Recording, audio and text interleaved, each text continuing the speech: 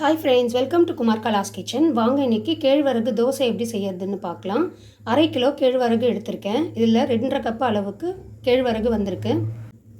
2.5 cup அளவுக்கு கேழ்வரகு.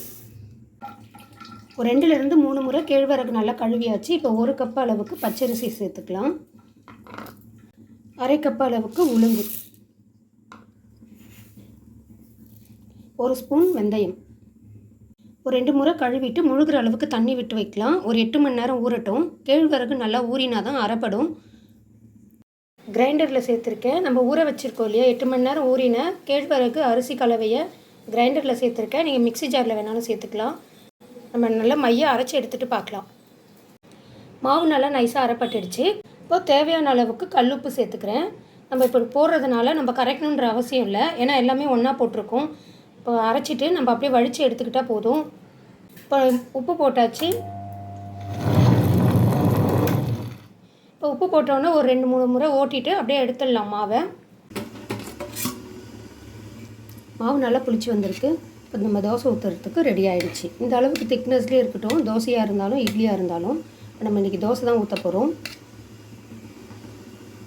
இதோட தண்ணியாக இருந்தால் அந்த அளவுக்கு நல்லா வரமாட்டேங்குது. இதே திக்னஸ்க்கு நீங்கள் ரெடி பண்ணி வச்சுக்கோங்க. ஓவர் நைட் நீங்கள் அப்படியே மாவை புளிக்க விட்டிங்கன்னா போதும். இதுவே கரெக்டாக இருக்கும். இப்போ நீங்கள் இந்த மாவு எடுத்து ஃப்ரிட்ஜில் வச்சுக்கலாம். இப்போ தோசை ஊற்றுறதுக்கு இது ரெடியாக இருக்குது. குழி பணியாரம், இட்லி எது வேணாலும் நீங்கள் சுட்டுக்கலாம். ட்ரை பண்ணி பாருங்கள். அதே மாவு வச்சு நான் இட்லியும் ஊற்றிருக்கேன். வெயிட் லாஸ் பண்ணணும்னு நினைக்கிறவங்க இட்லி கூட ஊற்றிக்கலாம். ட்ரை பண்ணி பாருங்கள். இட்லி ரெடி ஆகிடுச்சு. நம்ம ரெடி பண்ணி வச்சுருக்க ராகி மாவில் நான் தோசையாக ஊற்றிருக்கேன். தோசை சூப்பராக வந்திருக்கு. நல்லா எவ்வளோ அழகாக வந்திருக்கு பாருங்கள். திருப்பி போட்டுக்கலாம். இதே போல் எடுக்கிறதுக்கும் ஒட்டாமல் சூப்பராக வந்திருக்கு. நல்லா முறுமுறுன்னு வேணாலும் முறுமுறுன்னு போட்டுக்கலாம். இல்லை கொஞ்சம் நல்லா தடிமனான தோசையை வேணாலும் தடிமனாக போட்டுக்கலாம்.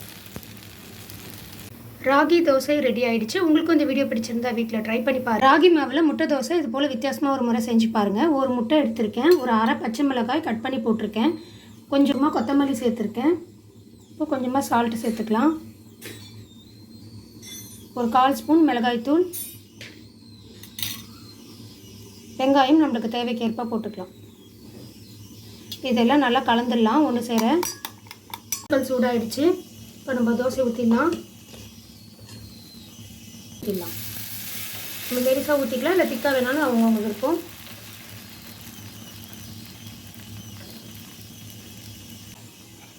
ஊற்றியே அது போல் ஒன்று சேர கலந்துக்கலாம். அப்படியே தோசை மேலே ஊற்றிடலாம். பக்கமும் படுறா போல் நல்லா கலந்து விட்டுக்கலாம்.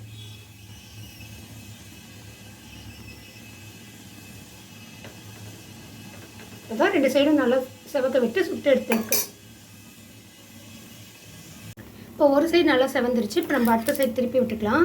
சூப்பராக வரும் பாருங்கள். எவ்வளோ அழகாக நம்ம தள்ளவே வேண்டாம், அதுவே நல்லா சூப்பராக வரும்.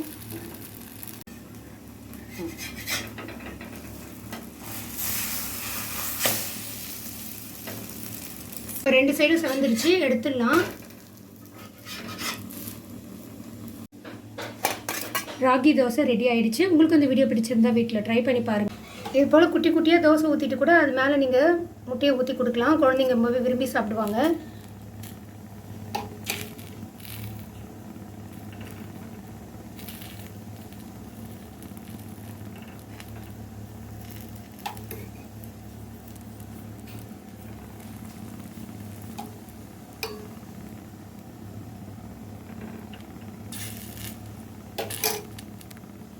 இப்போ குட்டி தோசையை திருப்பி விட்டுருக்கேன். குட்டி தோசை முட்டை ஊற்றி செஞ்சுருக்கோம். வித்தியாசமாக இருக்கும். குழந்தைங்களும் விரும்பி சாப்பிடுவாங்க. ட்ரை பண்ணி பாருங்கள்.